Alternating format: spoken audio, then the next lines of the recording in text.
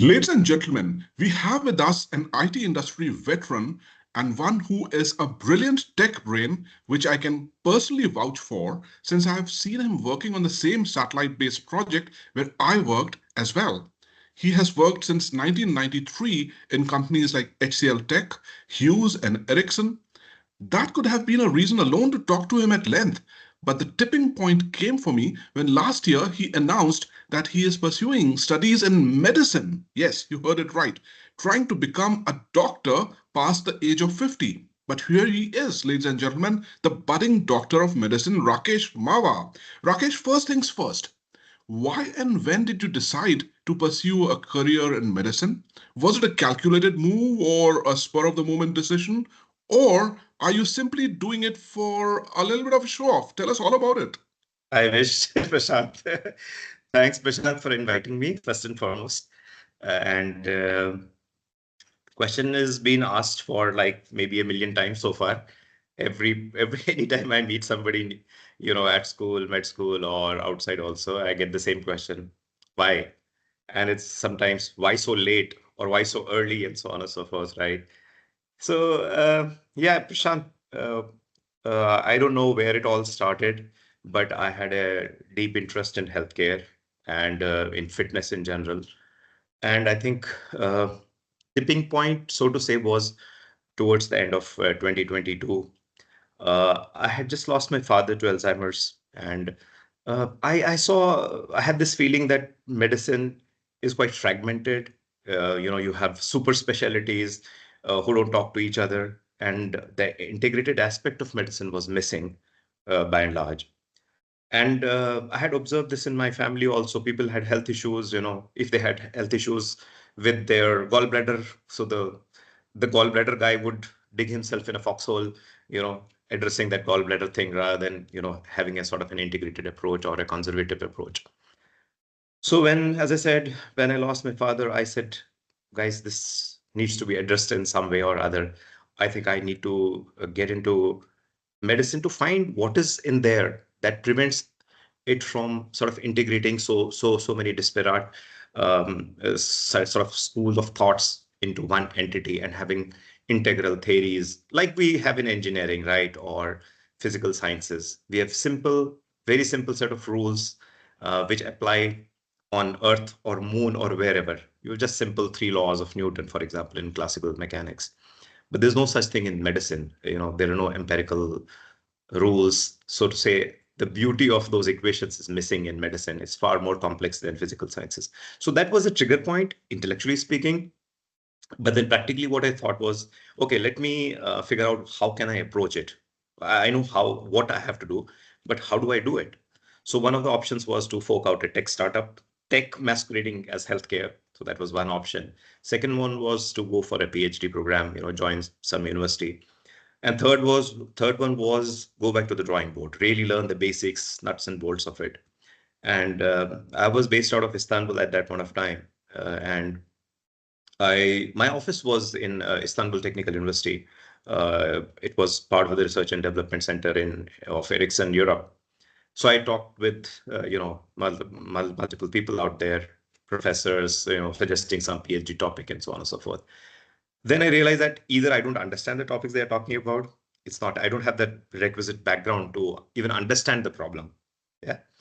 So that nudged me towards going to the drawing board, so to say, to learn it from ground up. And that meant going back to school, right?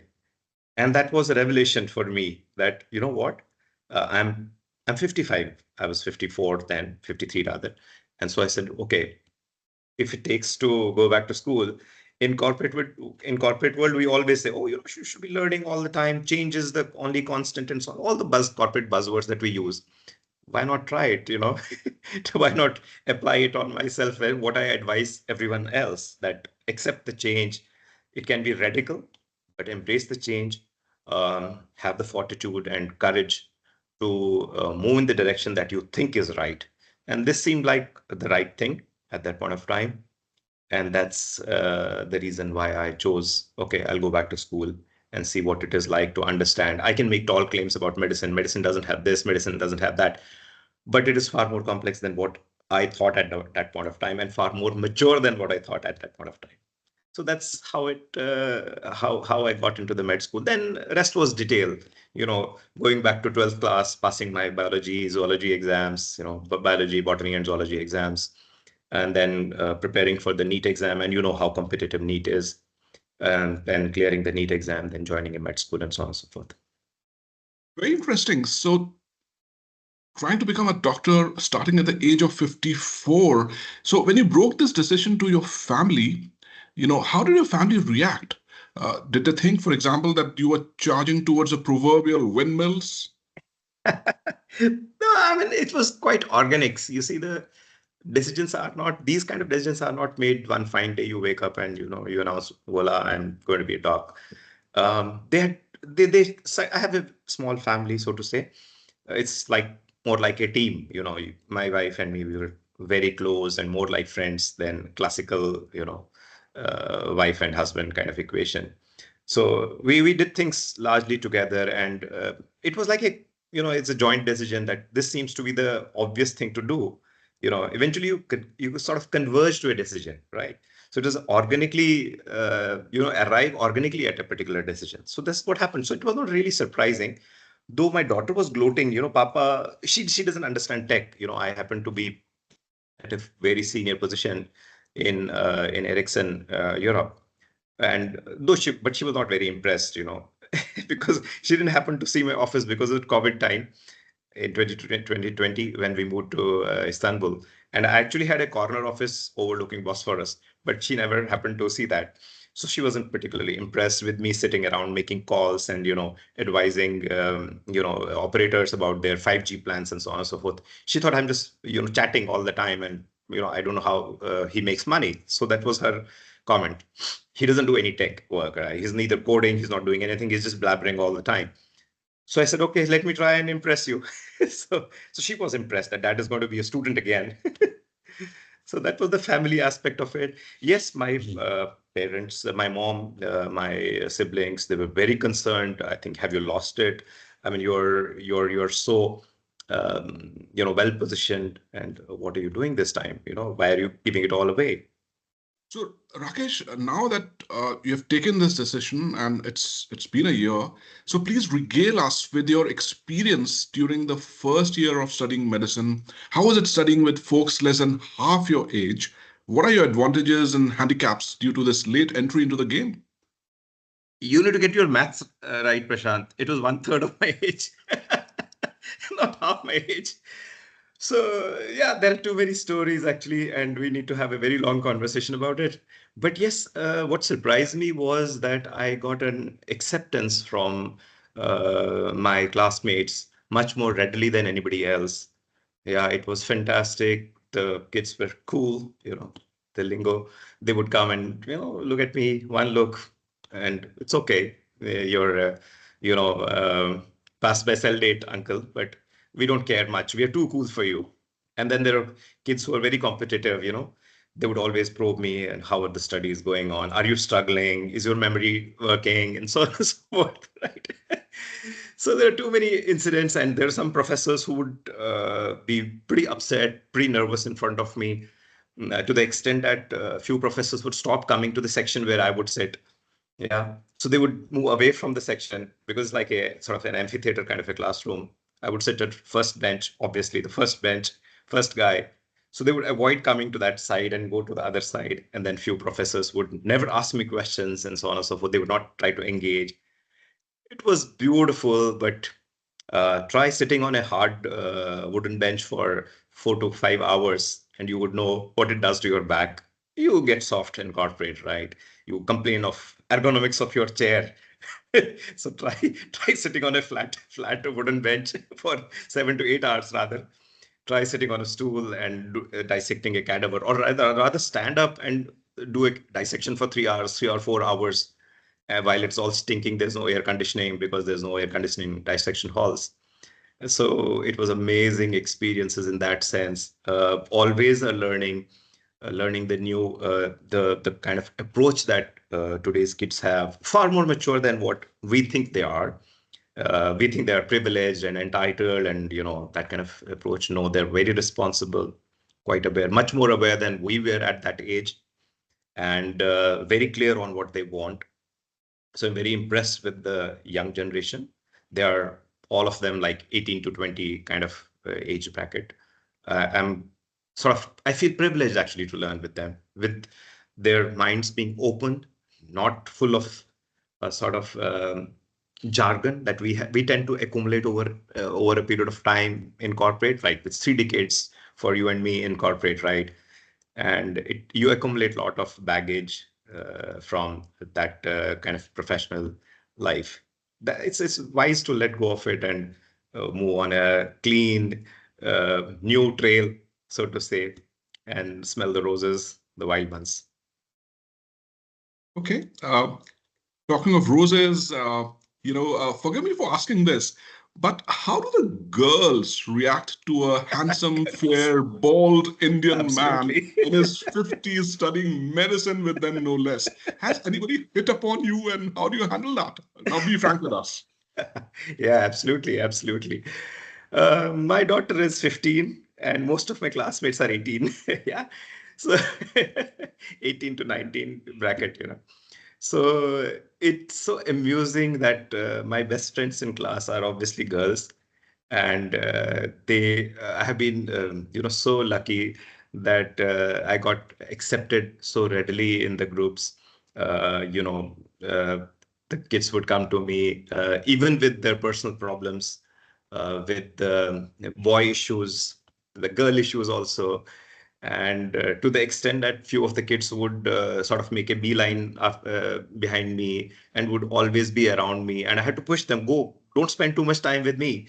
I mean, you'll get a lot of strong opinions from me outside the studies. So spend time, go meet up with girls, or if you're like girls, you meet up with boys, make friends, make mistakes. Don't just keep become my tail, So it has been it's been learning experience mutually. Also, I learned the meaning of dignity with some of the kids.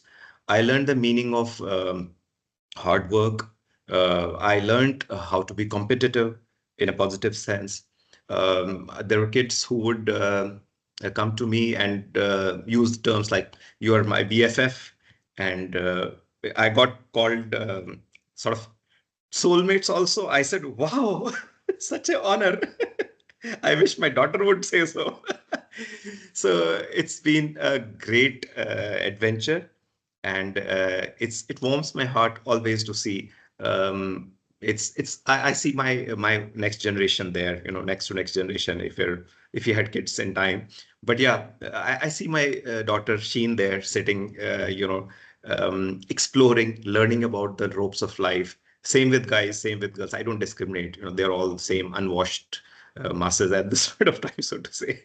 But they are close to my heart, all of them. Which college do you go to? I go to SGT University, is the Faculty of Health Sciences in SGT. It is in Gurgaon itself. It has a 850 bed hospital attached with it. It's an excellent university in terms of the quality of teaching. Most of the profs are from Maulana Azad Medical College or other reputed colleges in the NCR region. So it's one of the colleges which is very close to my place, so that I don't need to be hostelier. That would have been the last straw for my family life if I were to move in a hostel. So for me, the choice was to become a day scholar, and this was the only place where I could become a day scholar. So regardless of in 2020 itself, I decided that this would be the college that I would be joining because I can commute every day. And this was my priority number one in terms of selection of college. Even if I'd got like Ames Delhi, I would not join. Not that I would have got it. It takes a score of 600, 700 plus nowadays in order to get to Ames Delhi. But I mean, as you know, I was preparing for NEET while I was working. So I couldn't have hoped for that kind of score.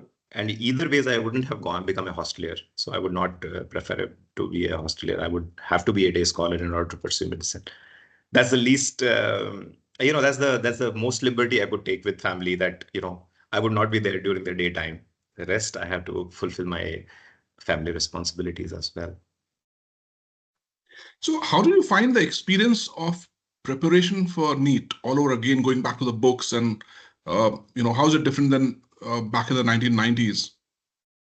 Prashant, the time that we spent, reading those Resnick Hallidays and IER and that kind of stuff, the world has changed a lot. You'll be surprised. It's hyper competitive world now. You literally get 2 minutes to read a problem, solve it. When I was trying it out, I attended an online coaching, and by the time I was reading the question the guys had answered. I said, "What? I have done rest holiday, and you're asking me to solve a problem which I'm just reading, and these guys have finished it." So that was the initial days, and it took quite a while to become agile again. You would probably not believe that you're not agile. We tend to think that we are very smart and very sharp, but we inherently, yes, we tend to slow down a bit. Yeah. So that's one part. Second part is that when you come to biology part of it, you have to remember a lot. We as engineers, we don't care to remember things, right? I mean, if I probe you a little bit, you won't remember a whole lot of things in computer science. You wouldn't remember sieve of Eratosthenes, or that you will remember a few things, but your basic concepts are great. Same with us, right? All engineers think like that.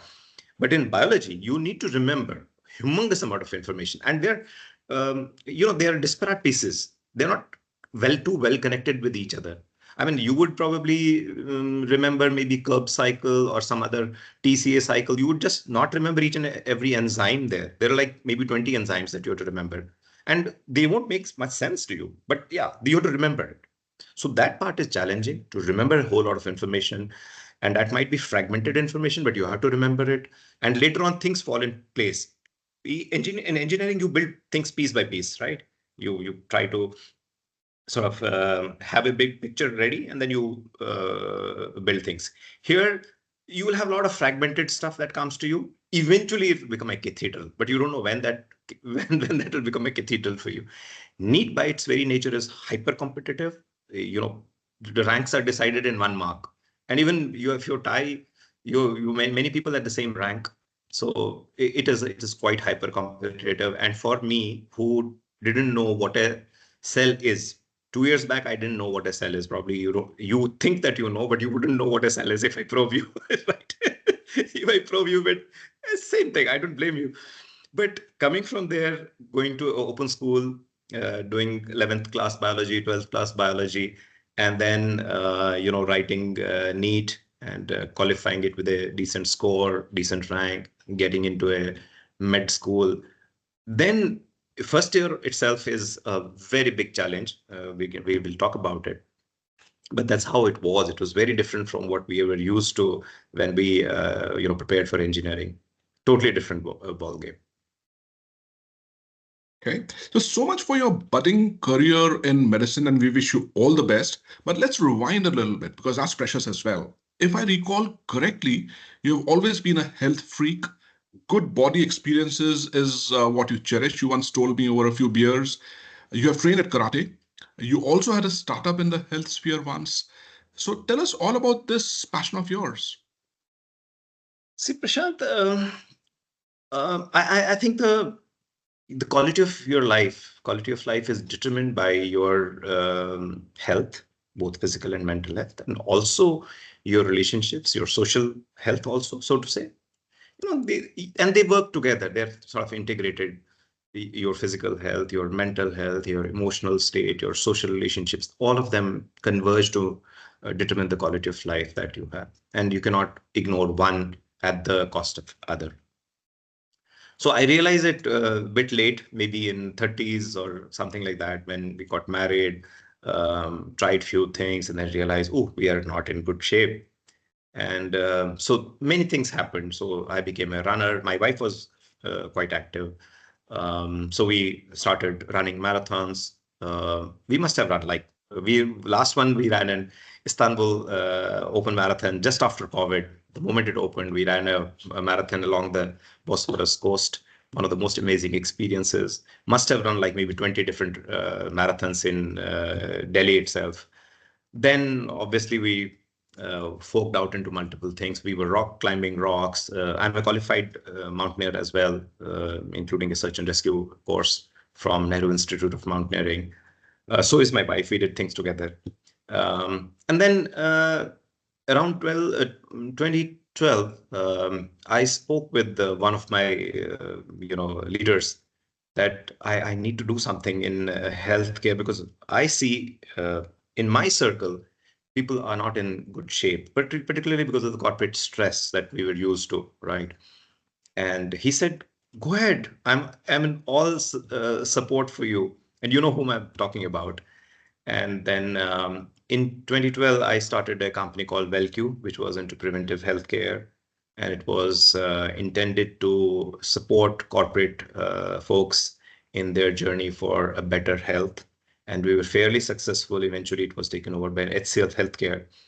And I continue to try. I can't say that I'm in great shape now, because going back to school is a totally different dimension.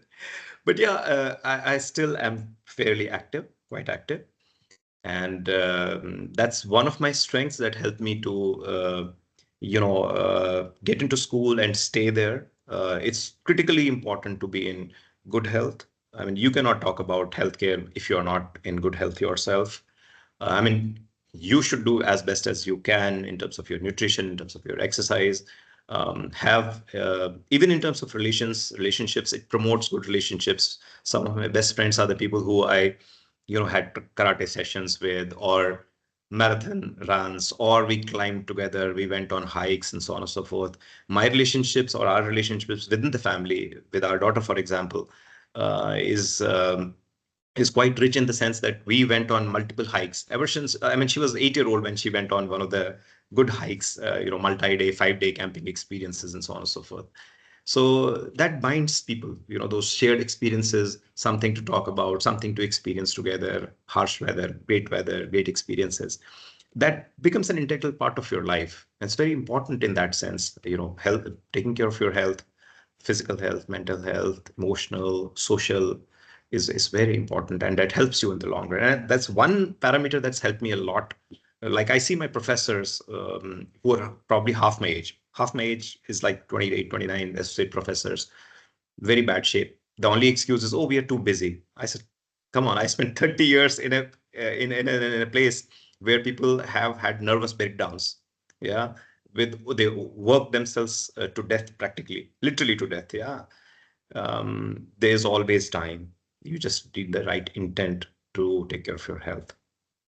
So that was about health. Thanks for that, Rakesh. But now you have been a student twice. Once when you were a teenager, and once when you have already entered the the Vanprasth ashram. But tell us something about your. But that's the truth. But tell us something about your younger student days. And what would your advice be to the students of today? Because you've seen the both ends of the spectrum. True, true. I was actually, matter of fact, I was just thinking about it before this call of ours. So I was actually thinking, is this something that I can go back and, kind of turn around, change things? Matter of fact, I wouldn't want to change anything. The reason was I was quite eccentric, actually. I did what I wanted to do in college also. I mean, that didn't make me a great student, but I was, whatever I interested me, like, I would go and get into it, for days and days and days. If it is data structures, I would study data structures for days and days and days. I would really, really go to the depth of it. And I recall one of the guys in Hughes told me, "Have you read Magic Garden?" The Magic Garden, right? He asked me, and that was one of the books of Unix internals, The Magic Garden. It was titled The Magic Garden. Yeah. So I was so surprised that it's like you have a magic garden in front of you. You choose. I'm maybe abstract, but I'll come to the terra firma very soon. So you might pick and choose what you like, and it's an assortment of a bouquet that you kind of, it's your knowledge base, it's your asset that you move forward with. Coming to terra firma part, the advice that I would give to students is that you got one life. In in a hyper competitive sense, if you just try to mug things in order to clear some exams, in order to reach a certain place, just because it is lucrative, it doesn't make sense. You would not get an opportunity to learn. If you really want to do something worthwhile with your life, you should enjoy learning. You should find joy in what you are doing. Even as a corporate, a member of the corporate startup, if you don't enjoy doing what you're doing, you shouldn't be there. Just because it is so lucrative to be there. At my age, I know most of us reach a point where we are not really enjoying it. It's just that uh, I may be wrong here, but most of us, uh, or some of us rather, land up in office, do go through the motions of doing stuff, making those calls and using those big convergence, divergence, whatever terms, jargon terms, and making a living out of it because it's so rich, right? You make so much money, and you say, okay, I'll compensate for this by living in future. No, there's no future. You might drop dead tomorrow itself, right? Maybe right now. Yeah, you and me, we can drop dead right now. Would you have a regret? I would say no, I would not. I'm right now ready to go and with a big smile on my face. God, you gave me a life. I learned whatever I could. I found joy in learning. So to your point, to your question, to the younger generation, find joy in what you're doing. It's not worthwhile, really. You might win the proverbial rat race, but you'll still be a rat. So don't be hyper competitive. Enjoy what you're doing. Yes, you may have 20% of fiber, 80% of the sugar part, but chase that 80% joy. You may need to do that 20% roughage kind of a thing. Think of it like hygiene things, but enjoy your journey. If you don't enjoy it, you won't land anywhere. You won't be successful. You won't with big roles and big designations. You don't become successful because of that. You become successful because you see things, you enjoy doing things. Like as an engineer, if I was back in computer science, I would, when I use chat GPT, I say, wow, somebody actually wrote code which is popping out this information. Yeah. I asked chat GPT, other day, my daughter was saying, okay, how do I make a neat plan for studying for NEET? She's thinking of becoming a doctor, right? I said, why don't you ask ChatGPT? She said, oh, can it answer? I said, you'll be surprised what it can do. Opened my phone. I said, can make a plan for NEET exam with all the three subjects, 100 topics in a tabular form. Leave one tab blank. Export it to Excel. Boom, 30 seconds. It has a plan. It says how many hours. Please budget 4 hours study every day. It changed the plan. What else? How beautiful it is. I mean, as a techie, I don't think that there's anything more high than this you can get as an engineer. And as a doctor, I saw a patient, a small 20-month-old patient. We have these rotations these days, clinical rotations going on. And this guy was suffering from pneumonia. Yeah. And turns out that he had not been vaccinated when he was an infant. And I was so concerned about this guy, I couldn't sleep, but I'm not a doctor yet. So all I could do was to take a chocolate next day. He's on supplemental oxygen. And I gave him a chocolate in the morning on my rounds. He thinks I'm a big doctor. So I gave him a chocolate. And the smile on his face, it was worth all the preparation I have done for NEET. Just one life is more than enough. If you manage to save one life as a doctor, it's a worthwhile thing. You can spend 5, 7 years or whatever, 10 years of your life studying medicine. Even if you manage one life, even if you manage to save one life or put a smile on somebody's face, it's all worth it. If you, I firmly believe that that's my calling at this point of time. And you don't know what will happen in future, Prashant. Fantastic, Rakesh. Now, arguably, you did your most fantastic tech work when you were at Hughes in the Thraya satellite-based project.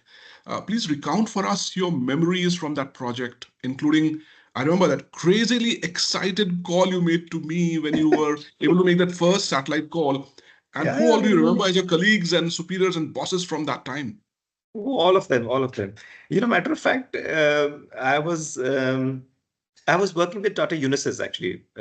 I started my career with Unisys, now TCS, obviously. So I came to visit HSS as a trainer. We had sold some servers to HSS, and I came and delivered a training. And as luck would have it, You had who's who in my training session, including Rakesh, Vij, and Suman, and these guys, all of them, and Chao, and I don't know whether you were there. I don't know. So many of them. So all the industry veterans were there. And so I delivered a 3-day training, and I loved the restaurant, the food there, the cafe food. And I told the HR lady there, I think it was Renu Bidalia, I said, Renu, the food is so awesome. And we are in Delhi, we don't get this kind of food because this was Gurgaon, new facility, right? And so we went back, and as luck would have it, I moved to Japan, HCL Consulting Japan. And I kept in touch with Renu. And she said, the day you land in India, you give me a call. I said, okay. I landed back in Delhi. And first thing I did was make a call to her. And she said, okay, aajo, jaldi aajo. I said, jaldi aajo, just landed. Okay, kal aa jana. So next day I reached, and you have these veterans in front of you. Yeah. So all Pradeep, Prabir, and Abhig, and so on and so forth. They grill me. They like crazy, and I don't know anything. Literally, I don't know anything. Whatever they ask me, I don't know. And then somebody asked me about inode or something, and I gave a 45-minute lecture on it. And they were so happy. So, okay, get out. and and I was like so disappointed with myself and so disappointed. I went to Reno. I said, it went so bad. I'm so sorry. And so he says, no, no, I've been told that you're brilliant. I said, wow. So that's how I joined. The point was that I joined as a senior software engineer, and I was like, you'll be working in Satcom. Okay, great. So it was Bindu and Avijit, and those guys were the leaders at that point of time. So it was like so much fun. So I just reached second floor building, and they call Avijit. He's going to be in your team. So Nani, not my team, Bindu's team, and it's supposed to be his wife. Then Bindu comes, Aage. I said, Aage, okay. This is your login. This is the directory. Go to that directory. Do this. And end of it. That's my induction. Finish. Finito. So I sit and find, oh, this directory, and then I see Abhijit, don't touch this. It's a folder, something PQ, don't touch. So that's how I started. And 8 years later, I started in traffic control system. And 8 years later, I was the senior most engineer in that group with over 150 engineers. And I was the last one to leave that group because because smart ones leave because once the coding fun is over, testing fun is they leave. I was not smart enough. I got stuck in that project. You will not believe. I was like, because they used to have a flood of SPRs, for your viewers, the software problem reports, yeah, bugs, so to say. And it was the GSS, the TCS, the OMC, all of them were together at that point of time. And day in, day out, we just used to solve bugs. And I was the senior most engineer. I would never even reach my seat by lunch, you know. And sitting in Dubai in a satellite in the Thuraya building, middle of the desert between Arabsat and Thuraya place. Sudakshna was handling the ground station, and I was on the traffic control system. And we managed our first call. And we didn't tell AT, Anil Taneja, we didn't tell him that we already made the first call. So we made the first call. And then we called him, oh, let's make the first call. So he calls us CTO of that, Etisalat. Etisalat was the holding company. He calls the CEO or CTO of Etisalat. He says, you know what? We are speaking over the Thuraya satellite. He says, stay there. We're coming. All those, you have a line of SUVs rushing. I said, oops, managers, run away. So you know how we used to treat, management, and we would stay under the radar, and we made calls to all the techies before the managers could make congratulatory calls to each other, thinking that they are making the first calls. We would already make those calls. So that was that, and it was like tech high, the way we used to work. And those experiences when people will land up in office like 5 o'clock because the status reports have gone. All the managers are heading home. The real engineers are coming. And then, you will be working till morning. No one knows who works till what time. And those experiences, or I remember Pratyush calling me middle of night, like 1 a.m. Rakesh, TCS has crashed. I said, oh, TCS has crashed.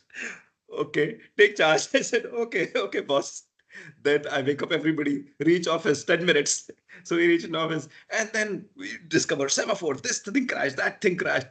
So much fun. And then, these guys, endless arguments with, Avijit and Abhik and Prabir and Pradeep, all these techies, so much of respect for all of them for having taught us so much and being there for those arguments, those nasty arguments. But it made us what we are here today. They were much more than colleagues. And Prashant, how things have turned. There, you're still with them, and I hold all of them in great respect. Have fought with all of them, by the way, but the respect and the affection that I have for all of them is still, it's an asset that I have. It was like an SIP plan that I invested my life. It was a privilege to share those moments with all of those brilliant people, brilliant human beings, apart from being brilliant techies as well. Yeah, indeed. Fantastic days were those, and I'm sure we can talk about the whole day long till the Oh, cows come home and still not be done with it. absolutely, absolutely. But what would be your advice be for the junior and mid-level engineers of today and the ones who are going to be the future architects of tomorrow, if not doctors, who sometimes get a feeling that a CXO role is all that matters? Okay. Um, See, uh, I have a cliched example. It says life is a journey and money is to keep the score, right? Um, it's much more profound than that, actually. You see, in your life nowadays, you cannot split your professional life, personal life. There cannot be a compartment between these two, right? Even if you want, if you're a good professional, you will go home, you will still be thinking about things. As a doctor, especially, you're working 24 cross 7. There's no compartmentalization. As I said, even right now, I'm thinking about a small kid in a hospital bed on supplemental oxygen. What symptoms that guy had? What was his reports? Could I have I missed something? And it's not just me. It is the senior most doctors who think like that, right? You carry your work, and it's not a painful thing that your life coaches will tell you don't carry work to home. No, we've carried work home, and we've carried home to work all the time. It's not something that you can you can ignore. You're not a fragmented dual person, one professional life and one personal life. It's not like that. The thing is that you need to stop stressing about things. But if you can constructively think about things, why not? And you should be doing it, because your mind will keep solving problems at a professional front or personal problems at a professional front. So you can talk to your professional colleagues, the friends that you have, because they are in the same boat, right? As a matter of fact, that when I was going through my first year professional exams, they're called profs, and I was struggling. I was really, really struggling with revising so much of content. Even just a head and neck would mean 3, 4 books. Just the neck itself would mean 3 or 4 books.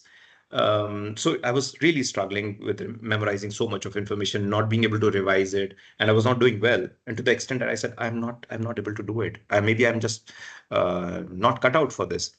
And I missed one lab, final exam lab, and I spoke to my HODs and says, "Why didn't you talk to us?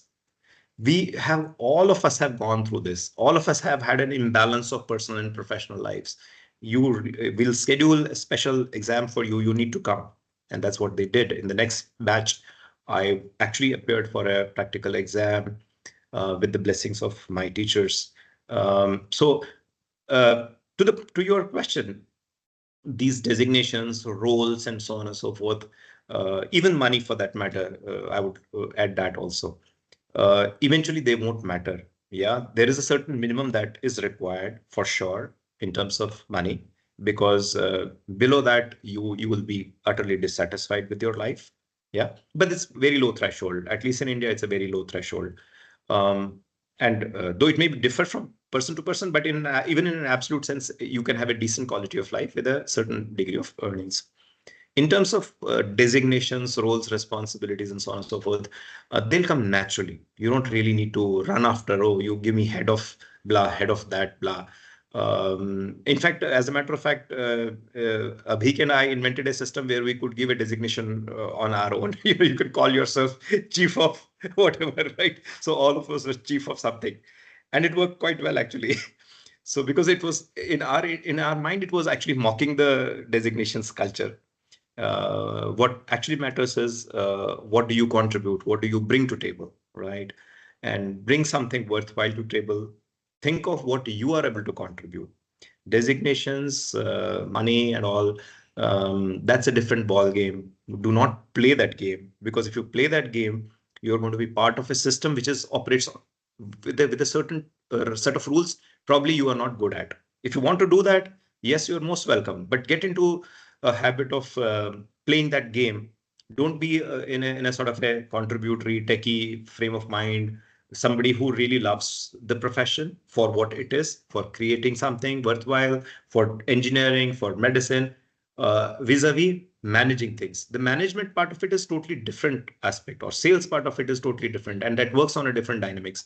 You and me being at heart engineers, specifically for engineers, always think about what you're capable of, what technologies you know, what do you bring on table, what do you bring to table, and how well crafted your thoughts are, how clear they are, how futuristic, how scalable. The standard engineering guidelines. Be an engineer forever, for always throughout your life. Designations will come and go. Someday you will be head of 5G technology, someday you will be head of blah. It doesn't matter. It doesn't really matter. But if you want to be a management person, you want to be a sales guy or something else, there the rules are different. It's about networking. It is about meeting up with people, thinking about return on investments, business cases, and so on and so forth. Having that kind of a mindset, that's a different thing.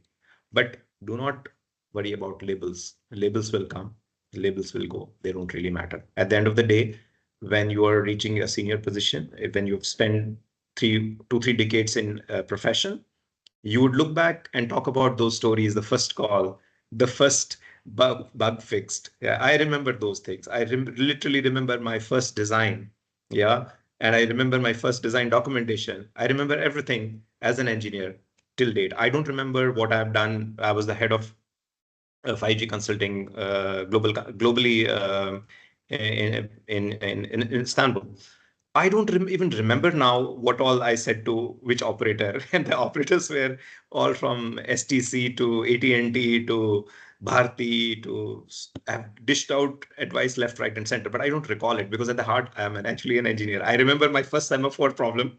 I don't remember what all advice I dished about investing in 5G infrastructure, or how to densify the networks and how the future networks would look like, and so on and so forth.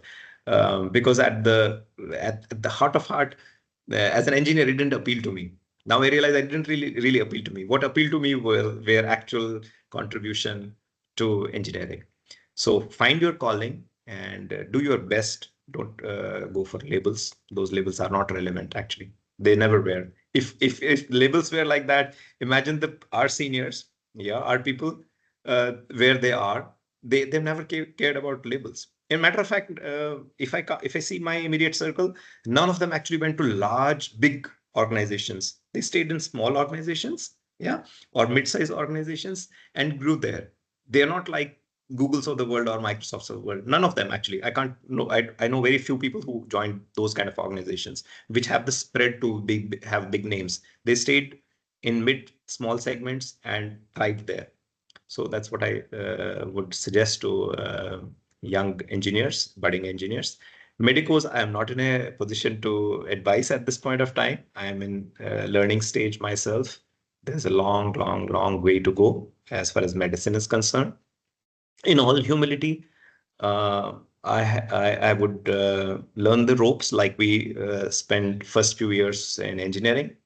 Try to learn like a monkey, everything in the magic garden, pick everything, learn everything. And then you find your calling. This is something that I like a lot. This is something not so much. This is where I really bring in value. This is something which is naturally aligned to to how I think, how deep I would like to go there. Yeah. I have an inclination in doing things. So that's how I would find my calling in the medicine. But my end goal is very clear. So let's see how it goes. I think you may have a question on that one also. So thanks for that. That was spoken clearly from the heart, and those are words of wisdom for the engineers of today.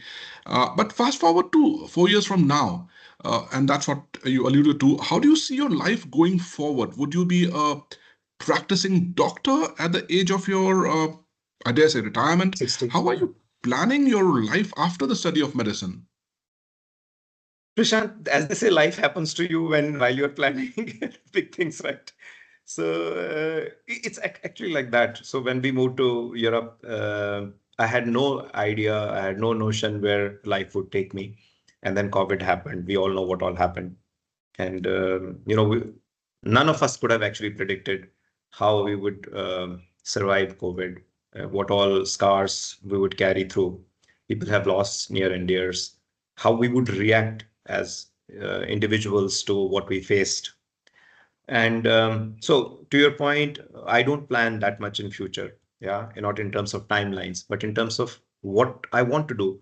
Um, I have a clear understanding of what I want to do, and that what I want to do is to contribute something seminal, something fundamental in medicine. Yeah. Now, when I say contributing something, I don't know that something, first of all, right? Seminal, how seminal? It's not, you know, it's a vague term. But what I would like to do is to take up a problem, a well-defined problem, yeah, and address it at a much fundamental level than what we are used to. For example, if you have type 2 diabetes, right? Diabetes mellitus. It's a problem which is waiting to be solved. If you solve diabetes type 2 with a drug or with an intervention, which is okay, comfortable with everybody, and your understanding of type 2 diabetes is crystal clear, we know it inside out, and you can have an intervention which can solve it for large populations, you will win a Nobel Prize today, right? There are many such problems in medicine, right? Alzheimer's, for example, dementia, to which I lost my father.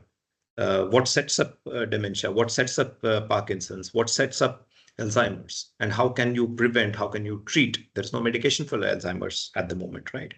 Or there's no intervention. All you can do is, palliative care. Yeah. And this is just the care. I'm talking about also about preventive healthcare. As you know, I was big into preventive healthcare, and preventive healthcare is something which we have not touched upon. Then there is integrative approach, like you have allied sciences today, you have naturopathy, you have homeopathy. There is a school of thought which talks about integral approach to medicine rather than fragmented approach to medicine. There's so many schools of thought. I'm very clear that I would like to take a problem in medicine and try to solve it very clearly with the Western medicine that I'm pursuing. And if it takes usage of artificial intelligence, it takes conventional, IT understanding of information technology, software, tech, and whatever it takes. I would try to marry them together because I have skills in engineering. I would see it as partly as a problem of engineering. In fact, this year, Nobel in chemistry is on the revelation of protein structures, and it is won by a Google scientist of 39 years of age. Yeah, and it worked in the DeepMind part of Google. So tech and healthcare, they can converge, and I would like to solve a deep enough problem in a seminal manner using tech as well if it's required. But I would obviously force fit tech there. From 4 or 5 years from now, I don't really know, but I know that I may not be practicing in the sense that seeing a lot of patients, because I want something to scale in a big manner. As an engineer, I like to solve a problem which has a scale. But as a very good doctor, and it is worth it, I'm not saying that it's not worth it. As a doctor, you may see, let's say, 500 patients or 1,000 patients or 10,000 patients in your entire lifetime. You're treating, let's say, 1,000 patients. That's your scale. But as a researcher, if you can combine your knowledge of medicine and tech or whatever you know, of different fields, if you can combine them together and solve a problem, that's one problem that you have solved may influence millions and billions. For example, for example, COVID vaccination, right? Which was again, Catalina won a Nobel Prize for mRNA studies in I think 22 or 23, and they invented the mRNA vaccine. She worked on BioNTech, and before that at University of Penn, and did wonderful, right? And imagine the lives, the number of lives that was saved by the Pfizer vaccine and later by Moderna vaccine. In fact, BioNTech managed to earn $27 billion on just a single vaccine, which is BioNTech vaccine of mRNA-based vaccine, and Catalina got a Nobel Prize for that. So see the impact, the scale of what you can do. So at the moment, medicine is just a grounding to understand the lay of the land for me, to understand the relevance of problems, to understand the clinical part of it. Because many times you will miss the clinical part. Eventually, it's partly craft, partly art, partly science. So you have to learn the clinical part of it. The science part of it you can learn, the engineering part of you can learn, and they have to come together to solve a fundamental problem. And that's my aspiration. I have a kind of a budget of 10 years of my life. I'll devote complete 10 years of my life to solve one problem. And even if it is not solved and some progress is made in that problem, I'll be very happy. I am happy on a daily basis that I go to school, learn something, come back in the evening. If I drop dead in the evening, I'm very happy because the life is well spent already. So that's what I think, Prashant, what future holds for me. So that was profound, Rakesh, and it was, thanks for that. And we wish you all the best. It was a pleasure and a privilege talking to you, Rakesh. Ladies and gentlemen, we have been listening to the brilliant IT brain, an eclectic personality, and a budding doctor of medicine, Rakesh Mawa. Prashant, always an honor speaking with loved colleagues. Thank you so much. Really appreciate for this opportunity. Thank you. Bye-bye.